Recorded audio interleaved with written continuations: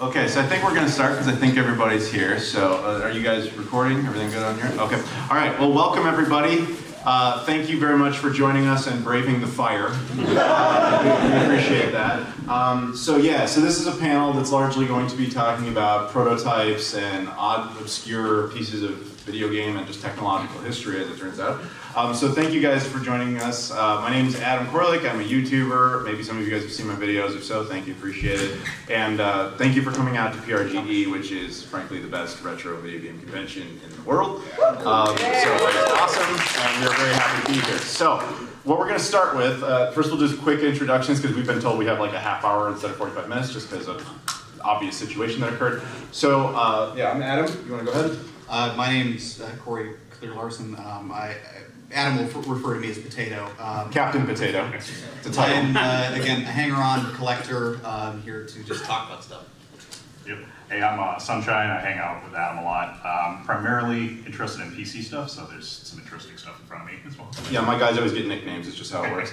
And then we have the Saturn Shiro guys. Introduce yourselves. Saturn Dave here. Trent here, Patrick. We love the Sega Saturn, but pretty much all things Sega. Yes, all things Sega, especially in our lounge. Really Yeah, the lounge is over there where you're going to be able to see a lot of this cool stuff. All right, so we will start here. I'll start off with this. Can anybody tell me what this is? Is anybody familiar? You recognize it?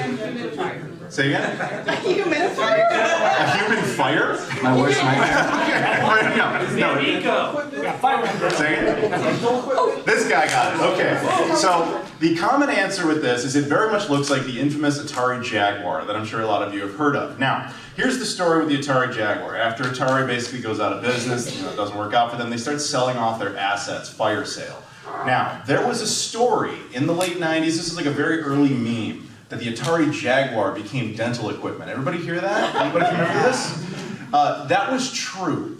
What ends up happening is, and I found the guy who did these, his name is Steve, awesome guy. He ends up basically going to a sale for Atari stuff, and they sell him the molds for the Atari Jaguar. He knows nothing about video games, nothing against him, just not his field. He makes dental equipment. You ever been to the dentist? They have like a thing on the wall, the ropes come out, and they go in your mouth. That's what this is. So he buys the molds for like comically small amount of money, like $1,400 for his business. He's like, great, I don't have to R&D anything. He buys the shells, he buys the CD unit, and he buys the cartridges. Never bought the controllers though. So he buys this thinking, this is just the next generation of my cameras. That's like his business, and that's perfectly fine. So he makes thousands of the shells. He's convinced in that industry this is going to be a big thing. I don't know that industry, maybe it would have been. But he only ends up making 4 of the actual boards. Now, so this is a fully working unit, and anybody who was at Portland Retro Game Expo last year might have had the opportunity to see one in person, operational, and get their photo of their mouth taken with this. I think that's where I found my last cavity, I think. Yeah, you got actual dental treatment last year for free at Portland Retro Game Expo. So 64-bit. Yeah. so with this thing, yeah, he makes basically just 4 of these ever. Now the problem with it was he had conceived of an idea that within the dental industry, these cameras, like I know you're looking at it and thinking this is a Jaguar. This is a camera. That's what this is. It's actually a camera. So like out of the bottom, it has these like little ports, and you would the cables, the ropes, they come out of here. That's what goes in your mouth. And so he had this idea that within that industry, cameras are thousands and thousands and thousands of dollars. If you were just a single dentist practice, wouldn't it be nice if you only had to buy the camera once and you had a bunch of like mounts in your office? Think Nintendo Switch. You got the dock, and then you could have, if you had multiple docks in your house, you just need one switch. That's what he was going for. Hence the handle. And then on the bottom, it has this port. This is what killed it. It used SCSI technology. Anybody? I got gasped. Does anybody remember SCSI? It's like 1980s into, yeah. What year do you think he was going for with this? 2004. So everybody was like, dude, I need USB. And he's like, all right, he moves on. Doesn't make them anymore. So he made thousands of shells. At one time he starts hawking those on eBay because he's like, oh, apparently there's video game people that are into that.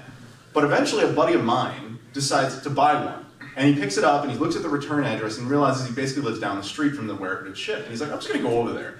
Walks in there, talks to the guy, and the guy's like, oh yeah, no, I was the one that did that. That's my company. And they chat, and he's like, he hires him on the spot as an engineer to repair stuff. And then he sees like the actual unit, and long story short, he's talking to his boss, and the boss is like, yeah, here, take one. So he loans it, he gives it to me, temporarily, of course. And here it is for all of you to see it. The meme is real. It is real. That actually really did happen, and we're going to have it out on display, out in the Sega Lounge later. And I know it's not Sega, I'm sorry, but it's going to be out there. And for anybody who's curious, it was I think called the Sega devs had teeth, so. The Sega what? I think the Sega devs had teeth, so Oh, okay. maybe.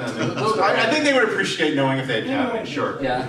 Yeah, it was officially called the Hot Rod Dental Unit, and it's totally real. But yeah, and people always ask, like, does it play games? No, he was actually thinking RAM upgrades. Like, it's a totally different world out there. It has buttons, but funny enough, if you look underneath, you can see controller ports. So, yeah, that is the first on our list. But speaking of Atari, we have another very special Atari item. All right, so you'll probably recognize this as something on top of a 2600, and that's exactly what it is. So what we have here is the Graduate, or the, I have to verify my numbers here, CX3000, but effectively it's keyboard for the 2600. The ultimate goal of this was for Atari, going into the computer age, to kind of create baby's first computer. Not that, it's a little unkind, but the idea was it was an entry-level computer, going to be an entry-level computer, for anybody who had a 2600. They had a massive install base. The idea is you put the keyboard on there and you have something. And the overall goal was to entice people to get into computing and stick with Atari. Problem here is this was developed between 1982 and 1983. What happened? So ultimately, this is the only prototype of this, and so Atari had to make the call. What are they going to do? How are they going to focus? And what was doing well for Atari at the time, as the video game market crashed, was their personal computers. And you're not going to go out and tell people, hey, don't buy our expensive computers, buy this add-on and keep your 2600. So ultimately it was shelved, but it exists. The overall goal here was to, at some point, have some personal computing on an Atari 2600. Personal computing, of course, being a key favorite of my good friend Sunshine here, who's going to show you something that's pretty darn impressive. Before he does that, can you tell him, because we got 4 of these in the world, how many of those exist? This is the only one. Yeah. Sorry if I didn't make that clear, like this is the only one. The overall, this was shown at CES. CES and like, CES in 1983, some backdoor basically saying, hey, this is what we have going on. But again, the call within Atari was like, hey, we cannot tell people, hey, spend a little bit of money and compute on your 2600 when the only thing that's going well right now is our PCs. And so making sure that that was protected going into... Y aclarado la condición de alarma de incendios. Por favor, oh, God. y gracias por su cooperación. May I have your attention? Building staff has investigated and cleared the fire alarm condition.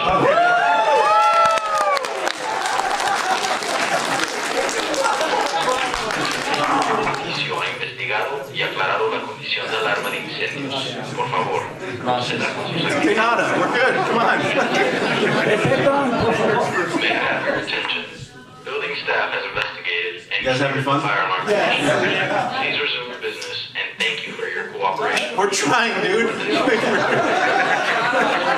Inicio ha investigado y aclarado la condición de alarma. Por favor, One more time. proceda con sus actividades normales y gracias por su cooperación. May I have your attention? We get it, dude. Okay, the next time's in French. Yeah, control. I'm doing the German version, so. Okay. Okay, all right. So, in short, the Graduate, this is the only existing version of a keyboard that was meant to be your entry into computing. And Atari's plan ultimately was, hey, I liked the 2600, I learned some computing with it, I'm gonna go out and buy, an Atari computer.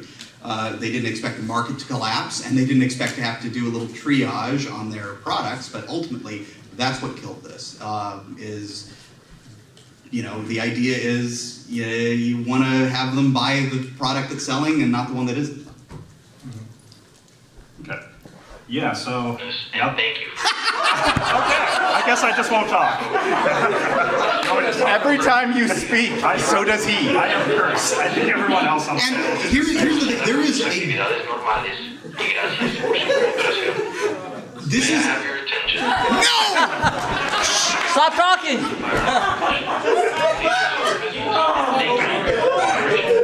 This is the great thing. These are progressively impressive as they go along. Like so, like I am the little guy here. So. Yeah. Quick, go before it starts again. Okay, now I got it. I'll go quick. So, to go with a computer, you obviously need a mouse, correct? This is not your average ordinary mouse. This is the first mouse that Douglas Engelbert pitched to Xerox. It doesn't even have a ball yet. It simply uses an XY roller on it. It does not look like a mouse. It's 3-button and everything else. Xerox obviously would go on to build this into their Alto computer, which then, I guess I should also mention in the demonstration, they basically had a stenographer keyboard. So to go with your one-handed mouse, I'm just going to try to talk over it. Yeah. Yep. To go in the demonstration to go along with it. No, you can't! Is a 5-button controller. So this was basically kind of like a macro keyboard. Any of the combinations would put in a character in your combo, so you have both hands free than rather than have one on the keyboard at a time. So that was the original demonstration in 1968. A little bit very much older than anything else. So what happened in 1979 is Steve Jobs was touring Xerox and got the idea of using the mouse in the Apple Lisa. They'd go on to make the Apple Lisa, and then obviously the Lisa failed horribly. But undeterred, they would make the Mac. This is a prototype manufacturing mouse for the original Mac, in clear, beautiful plastic. Obviously by this point they had had a ball, and Steve Jobs' whole big thing was the original Xerox mouse, big, chunky, metal everywhere, cost $300 to manufacture. Steve Jobs brought it in, made it for $15. Please resume your business. We're trying! We are really trying! Business is resumed. Yeah, hashtag resumed, we got it, come on! Yep. Anyways, I don't really have much of a segue into the Sega equipment. No, here we go. Apple Sega time, eventually makes the baby. Pippin, which was a competitor to the Sega Saturn. Hey, okay, let's go. There you go. So this is the Sega Pluto, and we were talking a lot about this in our panel, right? Isao Okawa, the CEO of Sega, it was always very important to him to have network communications on all of the Sega devices. Network communication was always incredibly important to him. It was the future. They wanted it on the Genesis with the Mega Modem. They wanted to create an online system, and this would have been their pitch for an internet appliance, a console, all-in-one console with a hard drive where you could cache web pages, you could download content. Yeah, it has its own hard drive and a modem in the back of it, like it's built in, like. Modular. Because what people don't know is that the Saturn actually had a netlink, but this one is actually built into it, like you have a cartridge put in the slot, like right there. I don't know if I can close that legally. Okay, legally I can do that, okay. So you put the thing. Say no. You? No, I mean, I know I'm in charge of it, and I'm letting you speak about it. But yeah, no, you're good. Well, I don't know. Anyways, you put usually the netlink goes on top there, but there's one built into the system itself. Yeah. So there's the plan. Unfortunately, I don't think that one works in the Pluto, right? So what was the question? The netlink, the modem in the Pluto doesn't work as a And network. hardware works, it requires software we don't have. Okay, I see. They had hired NetZero to make operating system software, and we don't have that. But anyways. Right, and I mean, this is the Netlink modem cart was basically the result of the compromise. Netlink modem cart was the result of the compromise when Sega of Japan basically said, we're not building this. And that's the thing, Sega of America was completely beholden to Sega of Japan for any hardware. They didn't really make anything themselves. Yeah, and this wasn't cheap either. It's like, what was it, $500 plus dollars? They wanted to charge like $500 to $550 retail when the Saturn was already failing. In the West, no, this would have cost much more to manufacture and not completely take a bath. So And that's 90s money too. Yeah. That's not right now money. That's like in the thousands. So like 1,500 or something like that, I think. Right. Roughly so, right now. So Sega pivoted and they worked with Catapult, who had already done the X-Band modem on the Genesis, and they brought it over with their own branding and released it as the Netlink modem in the West. And fans are still playing on that live today over the internet. But, I think they're having a match right now for a tournament too. But this is, like, when you think about about PS2 having a removable hard drive and a network adapter, and this really kind of like blazed that trail, as an all-in-one kind of. Sega does what Nintendo and Sony don't and Microsoft did later. So there's 4 of these, there's 1 of those. Well, how many of these? 2 working. One's He's looking at me because I'm the one who knows. Well, I know there's 2 working, one's in Japan. So basically, okay, all right, I'll just tell you. So Sega made 6 of them. 4 of them were white resin like mock-ups that don't do anything. 1 survives at the National Video Game Museum in Frisco, Texas. They told me straight up they destroyed the other 3. Right. There's 2 operational ones. There's this one. And then there was a final unit sent to Japan for approval. That one surfaced in 2013, and that's, if you'd ever heard of the Sega Pluto, that's the one you probably heard about, because that was the one that hit the news. Everyone in the world went, wow, that's really weird, that's so insane, that's rare, except for one guy. My buddy Roger, who found this in a flea market in 1999 when he was a kid. He was like, wow, those are easy. And everybody was talking about. He's like, here, I have one. And they were like, what? No, that you can't own that. So he kept it in a shoebox for like 20 years. He had actually, he's an awesome guy. He had actually bought it at the time. He got it in 1999. No Google, no smartphones. He's a 9-year-old kid at a flea market. He's going through a stack of stuff which he thinks he remembers as being what must have been a former Sega employee, but he just said, I remember it being in like a pile of CD players or something, and the only thing I recognize is it has a Sega Saturn logo on it. So he goes, that's what a Japanese Saturn looks like. That's what they all look like. And so he was like, how much is the Saturn? And the guy's like, $5. And Roger's like, he's 9. He's like, I've got 3. And the guy was like, yeah, that's fine. And so he sells it to him, and he takes it home, he's like, puts a Japanese game in it, it doesn't work. And he's like, oh, it's broken, puts it in the shoebox. 20 years later, that whole story comes out and everything, he never really thinks to test it again. And then at some point, I was at a store in Campbell, California, outside of San Francisco, and the owner of it, who watches my videos, and he's like, yo, you ever heard of the Sega Pluto? I was like, yeah. He's like, the guy who owns it lives 10 minutes from here. You want to see it? I'm like, yes. Yes, I want to see that. And so he texts the guy, he brings it over. Roger, 10 minutes later, shows up. He's like, here you go. Just hands me the thing. And then I was like, can we do stuff? I want to try this thing. He's like, it doesn't work. I'm like, what doesn't work? It doesn't power up? He's like, no. He's like, I put games in it. It doesn't start. I'm like, what games do you put? He's like, oh, I put this Japanese. I put Japanese game. I'm like, dude, you bought it in California. It's American. So he's like, I never thought of that. So we put an American disc and it worked immediately. And so I was like, we got to do something with this. So we took it to Ben Heck. We're like, do whatever you got to do. He's like, Sega built stuff really well. He's like, there's not much wrong with it. So he replaced capacitors for good measure. He repaired the front controller. The first controller port was slightly damaged, which happens on Saturns where over time the pins bend. And the only thing about it, and that's why I think you guys had it sitting up like this, the only thing about this thing that was weird is that there's a clasp, like a white piece of plastic there that holds the disc lid down. For whatever reason, Sega never built that. And so Ben Heck's like, I can design one and put it in there, and he did, and there you go. So as a result, it's fully functional, and you're probably wondering like why we've got it here. At one point, Roger was like, if you think people care, sure, borrow it, take it to places. I've taken it to 5 continents. It's been to Guam twice. How many dead presidents has it seen at this point? I'm in the process, this is going to sound weird. I'm in the process of taking it to the grave of every single American president. And it's been to like 22 of them at this point. Its most recent one was Calvin Coolidge. He would have loved the Saturn. He would have, and that's the thing. Every time I go to one of them, not a single president has told me they wouldn't have liked the Saturn. I should have brought the This Is Cool Saturn, but this doesn't need to say that it's cool. I took it to the White House. Biden didn't come out and say I couldn't do it, so I was fine. But yeah, no, everything with that is the most well-traveled console in human history. And I take photos of it in front of everything from dead presidents' graves to the atomic bomb pits in Tinian Island where the Enola Gay took off to the first Dunkin' Donuts. So it's been to the Goonies house, represent Oregon. We can answer some questions on this. You have a satiator in it. The disk drive works. And how much time do we have left? Because I know we have a shorter. I think like less than 10 minutes. So I'm told we only have like between 5-10 minutes. So I had originally set this up a little differently, but we got compressed. So in honor of Steve Jobs and the whole Apple thing, this is where I would have said, oh, we're done. One more thing.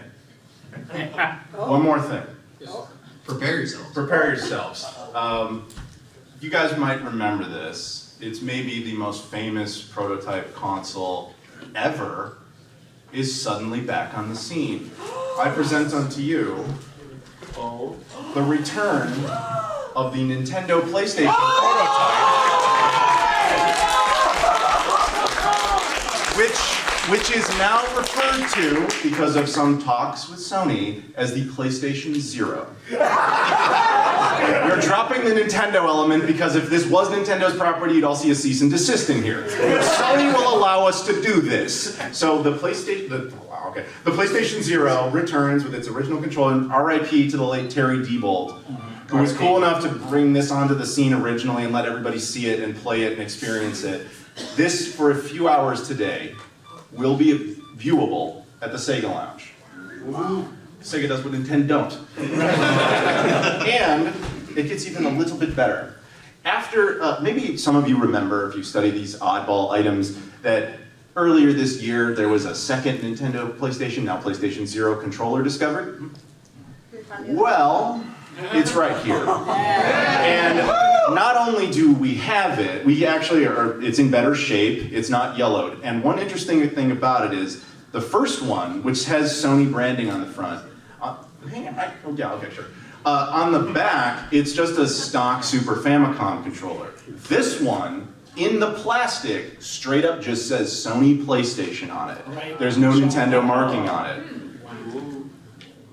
Yeah, so we got all the good stuff.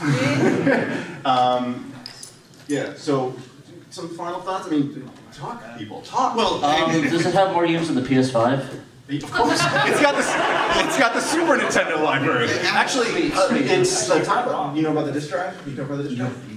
How do I have to do this? Okay, the disk drive is actually fully functional. It has its own proprietary media. Does anybody know? You guys know the history of this thing? Do you guys want to pitch like in a little elevator? Okay, so basically, very long story short, Nintendo and Sony briefly got together with the idea of making a console together. And Nintendo basically had licensed Sony to go ahead and produce something akin to what became the Sega CD. The idea was it was going to be an attachment, then it was going to be its own system, all dedicated. They came up with the name PlayStation, or PlayStation as it was originally one word. What came of that is Nintendo allowed them to use cartridges and everything, but they invented their own proprietary disc format. The disc format in the system is unique to just it.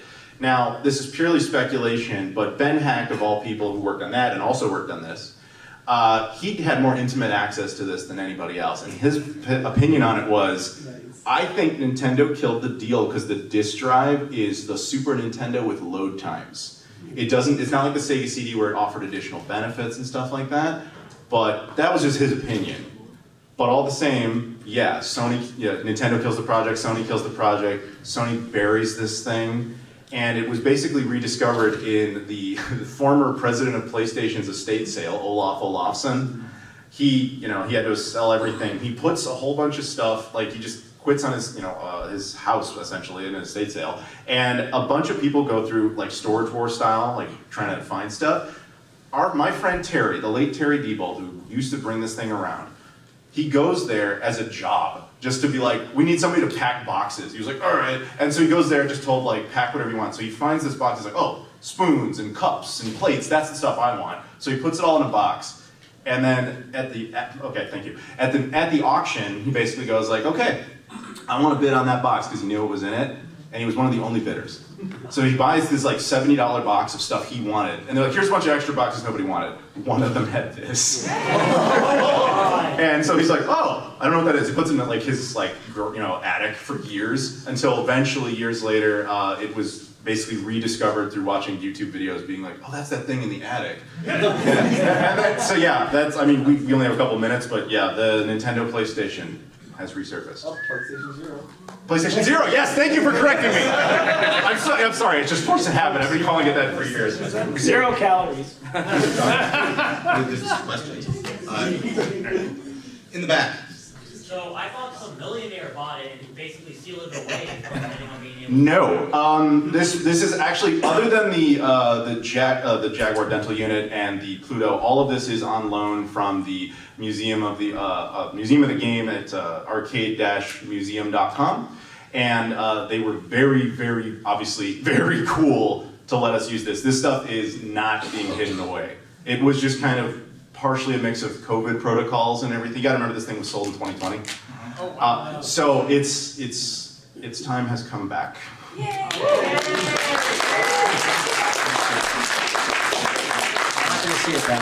Yeah, can we all just give a shout out to the Museum of the Game and Arcade Dash? Yeah, like, thank you so much for everything they did for us. And any final thought here? Yeah, if you want to visit them, by the way, arcade-museum.com.